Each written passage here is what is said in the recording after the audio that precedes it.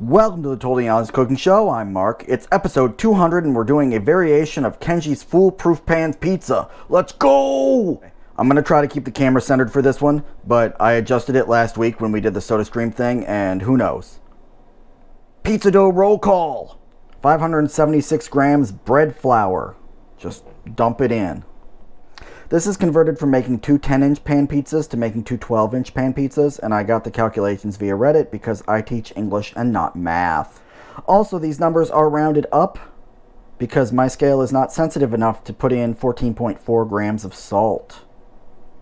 5.76 grams of instant yeast. 11.52 grams of extra virgin olive oil. 396 grams of water at room temperature. We're busting my favorite wooden spoon Bernie out of retirement, and we're just going to go ahead and mix it.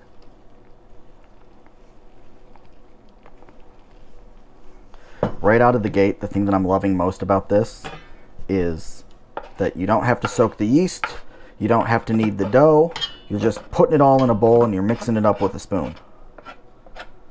Occasionally take your Brent scraper, scrape off the spoon. Shaggy dough will form pretty quickly. And that's what you want.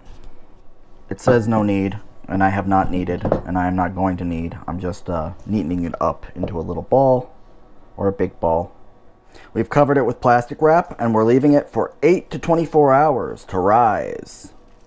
And it's at room temperature the whole time, so just leave it sitting out in the kitchen or stick it someplace safe. Around 20 hours later, it looks like this. Plastic wrap off. Flour.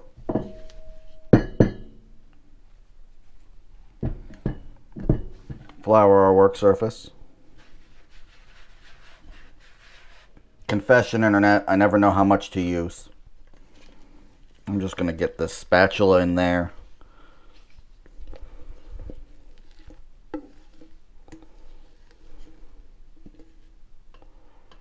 I started with almost half a cup of bread flour here. We probably won't use it all, but we do need to, get this guy to where we can cut him.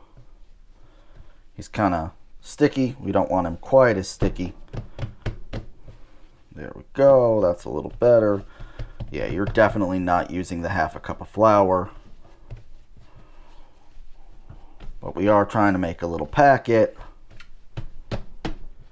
Now we could get really hypercritical and weigh this. I'm not gonna. This looks like half.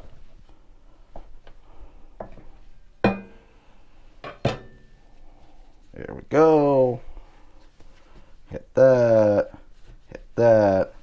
And now we start trying to make balls. Should come together pretty quickly. You're going to pinch and grab. And then you're going to wind up with this kind of nipple looking thing at the top, belly button. And we're going to keep folding in on that.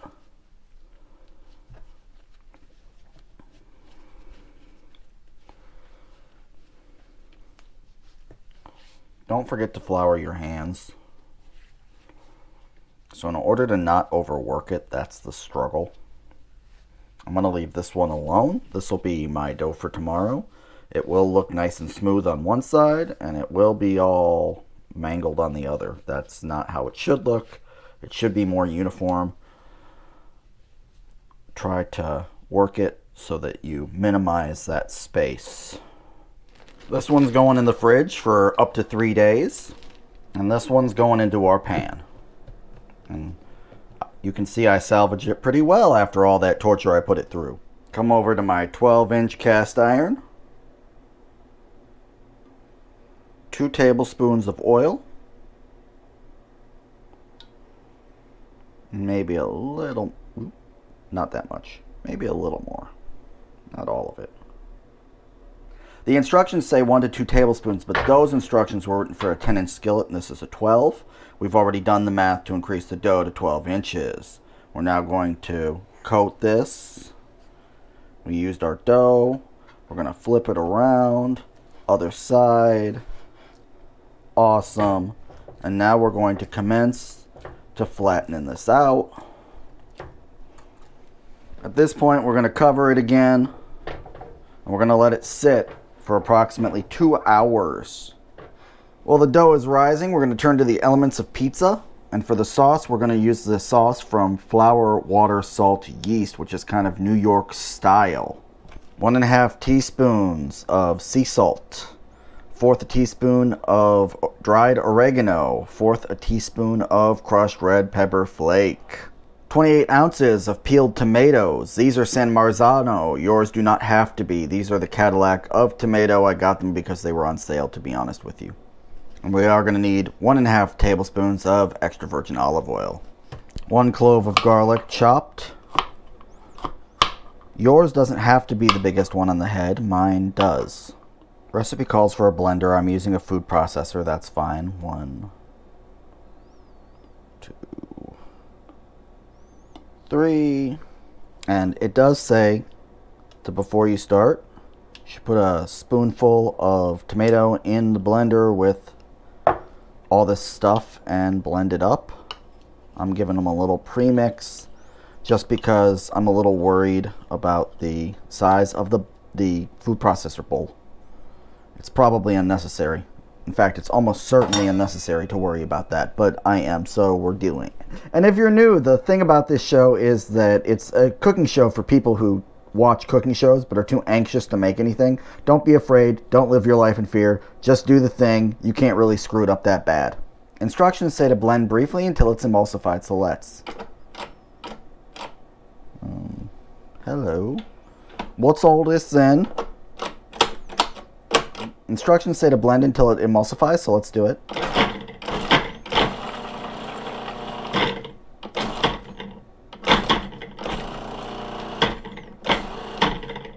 I don't really see emulsion, but that's fine. We'll just assume that it's taking place.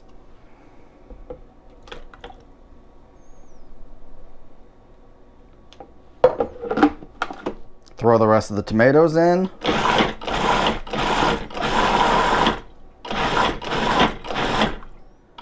Then you're just going to pulse it together until it's combined. You don't want to over blend because then you wind up with too much water. Now, instructions say this is enough sauce for 5 pizzas. Ooh. Assuming you don't spill it everywhere. But keep in mind that the pizzas that we're making are very sauce intensive. And also that I spilled some everywhere. This makes about 3 cups of sauce, which is storable in the fridge for a couple days. It's also enough for 6 normal pizzas. However, we're making pan pizza, so it's enough for about 3. About a cup of sauce per pan pizza. Just because they require a lot of moisture. If you have time left now, we're prepping toppings. This is a stick of pepperoni. Now, you don't have to do your own pepperoni. I am, because I've never done it this way before. You can get Hormel. It's fine. It cups up. It's delicious on pizza. Whatever you want. Also, take this time to grate your own cheese. Don't just buy a bag of cheese for this. You're spending all the effort on all the other stuff. Shred your own cheese. You can use any melting cheese for this. This is low moisture, full fat mozzarella.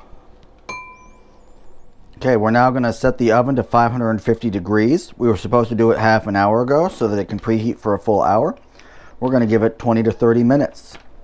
At the 2-hour mark, it should look like this. We're going to go ahead and smoosh it out so it fills the whole container. If you see any big air bubbles as you do this, go ahead and pop them. Almost time to top it. I did grate a little bit of Parmigiano Reggiano for when it comes out.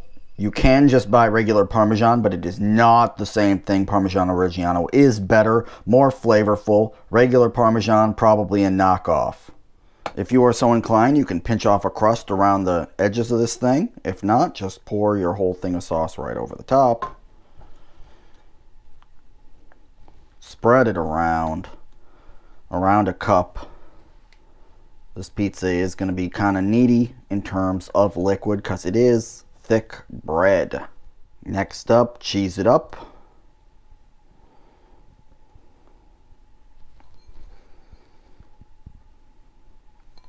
And remember, you don't have to use everything that you grated.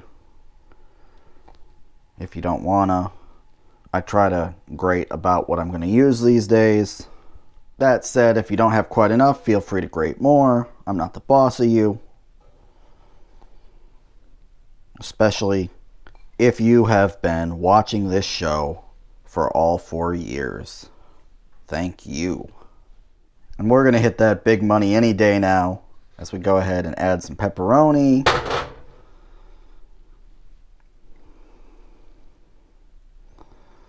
And I'm throwing some basil on. Try to push the basil down a little bit. Don't want to end up burning it, but I probably will. Now we're sticking this in our 550 degree oven for 12 to 15 minutes.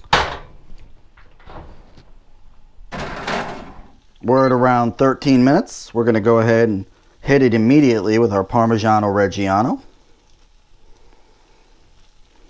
Then we're going to take a thin spatula, go around the outside, round the outside, round the outside. And if the bottom still isn't quite the color that you want, you can go ahead and hit it with the burner for a little bit, medium heat. And it goes without saying that the pan and the handle are both going to be very hot, but I almost just grabbed it without this glove here. So I guess it doesn't go without saying. About twice a year I forget I'm not Superman. Be very careful. Okay, here the instructions say to lift it out and put it on a cutting board and cut it. So let's try to do that without destroying what we have created. Voila. Let's see how we did. Looks good. Let's see how it tastes. Very hot. I like this. You might want to go a little heavier on the cheese and the toppings. This is delicious though. Still too hot to take a full-on Burger King bite. I had to take a little McDonald's CEO bite. But I'm definitely going to be eating this for the rest of the day. Happy episode 200. Like, subscribe, ding the little bell.